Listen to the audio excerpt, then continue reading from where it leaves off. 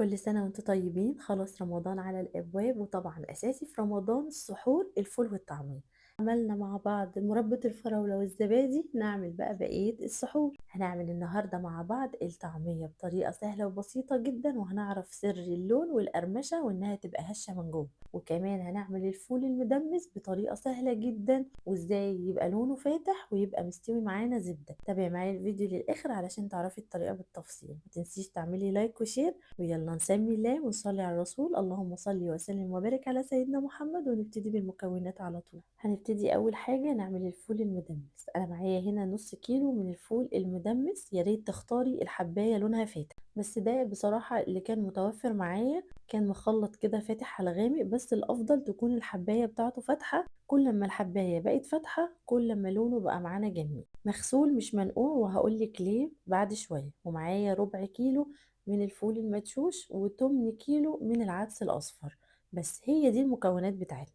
أنا ما نقعتش الفول، أنا غسلته وصفيته على طول علشان الفول يستوى معانا ويبقى زبدة وما يعملش قشرة. اوعي تنقعيه، النقع بيخلي الفول يعمل قشرة، مهما هرستيه هيبقى فيه قشرة. هجيب الحلة بتاعتي، هعمله المرة دي في الحلة علشان الناس اللي مش عندها حلة ضغط أو فوال. هنزل بالمكونات بتاعتي كلها، وهضيف واحدة طماطم متقطعة 4/4، ونص ليمونة، وأربع فصوص توم، ومعلقة كبيرة من الكمون المش مطحون. بس هي دي المكونات بتاعتي كلها. هتستغربي طبعا، كل الحاجات دي بعد السوا مش هتبان، الكمون مش هيبان خالص، والطماطم هنشيل القشرة بتاعتها، والنص ليمونة بس اللي هنشيله. هقلب المكونات بتاعتي كويس خالص، وهجيب مية فترة عادية خالص من الحنفية واغطيها كويس جدا. لازم المية تكون مغطية الفول بتاعي كويس جدا وبزيادة، علشان انا هسيبه على البوتاجاز 3 ساعات. اول 3 ساعات مش هفتح عليه نهائي. نسيت اقول لكم ان احنا لما بنقلب الفول بمعلقة معدن فهو بيسمر معانا، فالافضل ان احنا نستخدم معلقة سيليكون او معلقة خشب. وبعد الثلاث ساعات هبتدي افتح عليه واشوف المية بتاعته مظبوطة ولا ناقص. لو حسيت ان المية ناقصة والفول معايا لسه جديد وقاسي، هزود مية مغلية من الغلاية على البوتاجاز. المهم تكون مية سخنة جدا، مش مية من الحنفية.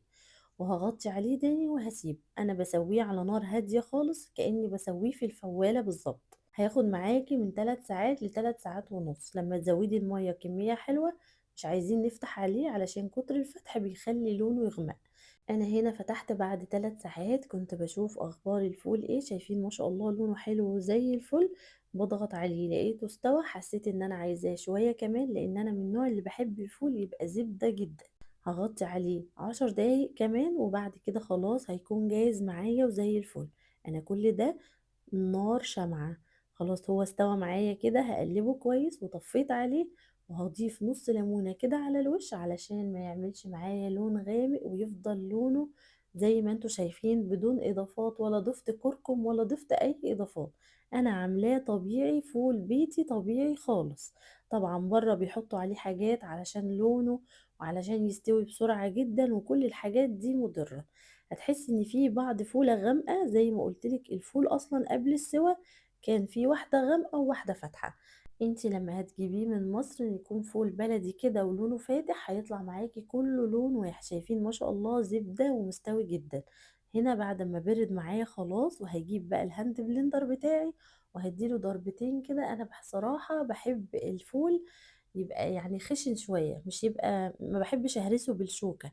زي ما انتي عايزة بقى، عايزة تعينيه زي كده حب كده براحتك، عايزة تهرسيه زي ما انتي عايزة. بس ما شاء الله هيفضل معاكي من اول كيس لاخر كيس نفس اللون، نفس الشكل، نفس الطعم، مش هيتغير خالص. مش هتحسي بطعم الليمون اللي احنا عصرناه، مش هتحسي برضو بطعم الكمون اللي احنا حطيناه. إيه، هتعمليه بالسمنة البلدي، عايزة تعمليه فول بطماطم، عايزة تعمليه بالطحينة، بالشكشوكة، بصي شكلي واعملي براحتك خالص. احلى فول مدمس ممكن تعمليه. انا هنا كنت نسيت اشيل نص الليمونة فشلتها في الوقت ده. شايفين ما شاء الله، والله العظيم كان تحفة تحفة. يفضل معاكي شهر رمضان كامل. اعملي بقى الكميات اللي انت عايزاها وخزنيه في الفريزر. سهل وسريع وبسيط ومش بياخد وقت. هتعبيه بقى في اكياس وعلى الفريزر على طول. أهم حاجة تسيبيه يبرد بس كويس قبل ما تعبيه في الأكياس علشان ما يبقاش غلط وهو سخن والأكياس مع بعض يتفاعلوا مع بعض. أنا هنا خلاص ضربته بالشكل اللي أنا عايزاه والسمك اللي أنا عايزاه، وهبتدي أعبيه في الأكياس. عمل معايا ما شاء الله 6 أكياس كبار.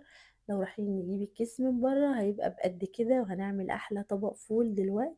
هعمله طبق فول بسيط جدا، أنا من هواة أطباق الفول بالزيت والليمون والكمون أو بالسمنة البلدي. حط عليه شوية ملح كده وشوية كمون ونعصر ليمونة وبس، والله ما شاء الله. شايفين احنا بنروح نجيب دلوقتي طبق الفول او علبة الفول او كيس الفول بيبقى ب10 جنيه، في معلقتين اتنين علشان تعملي طبق فول زي ده. تروحي تجيبيه من المطعم هيقولك 50 جنيه ولا حاجة. احنا كده خلاص جهزنا اول وصفة بتاعتنا الفول. لو لسه مكملة معايا الفيديو لحد هنا يلا روحي اعملي لايك واشتركي في القناة واكتبي لي كومنت حلو وصلي على الرسول عليه افضل الصلاة والسلام في الكومنتات. وقولي لي بتعملي الفول المدمس بالطريقة دي ولا انتي اصلا مش من هواية ان انتي تفرزي تفريزات رمضانية؟ ده شكله بعد ما فرزته وحطيته في الاكياس، شايفين ما شاء الله. تعالوا بقى نشوف هنعمل الطعمية الفظيعة ازاي. مكونات الطعمية بتاعتنا: نص كيلو من الفول المدشوش، انا نقعاه 6 ساعات، غسلته كويس جدا وصفيته من اي مية. ومعايا الخضار بتاعنا: كرات مصري وشبت وكزبرة.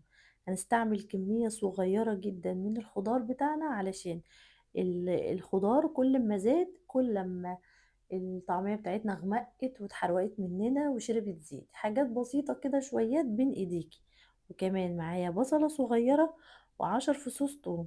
كل المكونات بتاعتي دي هنقطعها صغير كده علشان هضربها في الكبة. لو انتي مش عندك كبة هتعمليها في الخلاط، بس هتقسميها على 3، وكل جزء مثلا هتضيفيله معلقة من المية أو معلقتين بالكتير. حاجة بسيطة بس علشان الخلاط يلف معانا. ما تكتريش السوائل لان الصح اصلا في الطعمية ان هي ما يبقاش فيها سوائل خالص. تعالوا بقى اقول لكم على سر المحلات اللي كلهم بيعملوه واحنا ما نعرفوش. معايا هنا نص رغيف من العيش الشامي الابيض، لازم يكون ابيض، منقوع في المية علشان يبقى مبلول وطري معايا. وبعدين صفيته كويس جدا جدا وقطعته وهرسته على المكونات بتاعتنا. كل المكونات بتاعتي دي هاخدها على الكبة بتاعتي، انا الكبة بتاعتي صغيرة، هضربها على كذا مرحلة هتنعميها خالص معاك. وفي سر تاني هقولك عليه بس لما تكملي معايا الفيديو، ايه هو سر النفشة وان هو يبقى هشة ومش مكتومة من جوه. لو لسه مكملة معايا الفيديو لحد هنا يلا روحي اعملي لايك وقوليلي بتتابعيني من اي دولة. انا هعين الحاجات اللي انا هفرزها، الكميات اللي هفرزها في الاكياس، وهقولك على السر اللي هيخليها نفشة. ده بقى اللي احنا هنحطه وقت التسوية على طول. بحط الكميات زي ما انا عايزة في الاكياس بتاعتي وببططها كده علشان تكون سهلة معايا في الاستخدام، وتكون كمان ما تاخدش مكان في الفريزر بالشكل اللي انتوا شايفينه ده. تعالوا نشوف الجزء اللي هنسويه هنعمل فيه ايه. ما شاء الله النص كيلو عمل معايا كمية محترمة. هجيب الجزء اللي هسويه واحط عليه رشة ملح، ما تكتروش الملح علشان الطعمية لما بتبقى مالحة مش بتبقى حلوة. ومعلقة صغيرة من الكزبرة الناشفة المطحونة، وهقلبها كويس جدا. هما في المحلات بيقلبوها طول الوقت، هتلاقي الراجل بتاع المحل كده بيضربها بايديه، طبعا لان هي كمية كبيرة مش زي الكميات اللي احنا عاملينها، علشان كده بتطلع نافشة وهشة جدا. انا هقولك على السر اللي هيخليها تبقى ناشفة وهشة معانا: هندي سنة بيكربونات سنة بسيطة جدا على طرف معلقة صغيرة. ما تكتريش منها لان كترها بيخليها تسمر ولونها هيبقى غامق. معاكي بقى مضرب سلك او مضرب البيض اللي هو الكهرباء، الافضل ليكي بصراحة مضرب البيض اللي هو الكهرباء، النتيجة بتاعته هتبقى افضل. المضرب السلك زي حالاتي كده لو مش عندك هتفضلي تضربي فيها مدة، انما مضرب الكهرباء هيخليها نافشة وهشة معاكي وعاملة زي القوام بتاعها كده، تحسي ان فيه بابلز كتير، هتبقى معاكي زي بتاع المحلات بالظبط. تعالوا نشوف واحنا بنقليها الشكل بتاعها عامل ازاي. طبعا معايا زيت غزير، وباخد اقراص الطعمية كده وبديها شوية من على السمسم من على الوش، وبنزل في الزيت السخن الغزير زي ما انتوا شايفين. ما شاء الله اللون بتاعها كان تحفة. هايشة كده ويعني مفرغة من جوه مش مكتومة ابدا. وحاجة كده في منتهى الجمال يعني، ونضيفة وعارفين مصدرها وقالينها في زيت نضيف. بصراحة من الحاجات اللي انت هتعتمديها بعد كده ومش هتشتريها تاني من بره. هتجهزيها في الفريزر بتاخد ربع ساعة بالظبط والكيس بيكون فاكك معاكي. أهم حاجة تستني عليها لغاية ما تفُك كويس جدًا. شايفين ما شاء الله لونها في الزيت؟ دايمًا تعرفي الطعمية الناجحة لمّا تلاقيها طايفة على وش الزيت كده، الطعمية اللي بتكون مكتومة وشاربة زيت كتير هتلاقيها نازلة في الأرضية بتاعة المقلاية، إنما لمّا تلاقيها على الوش كده تعرفي إن الطعمية بتاعتِك ناجحة 100%. ما شاء الله هشة كويس جدًا من جوّه وزي الفل ومقرمشة ولونها خطير. زي ما قُلت لِك أهم حاجة ما تكتريش كمية الخضرة. الخضرة هي اللي بتغمّق الطعمية بتاعتنا وبتطلع مختلفة عن برّه. شايفين ما شاء الله بافتحها لكم إزاي، مش مكتومة أبدًا. إحنا كده خلّصنا فيديو النهارده، يا رب الفيديو يكون عجبكم، هاستنى رأيكم في الكومنتات، وما تنسوش تعملوا لايك وشير. أشوفكم على خير مع فيديو جديد ووصفة جديدة، مع السلامة.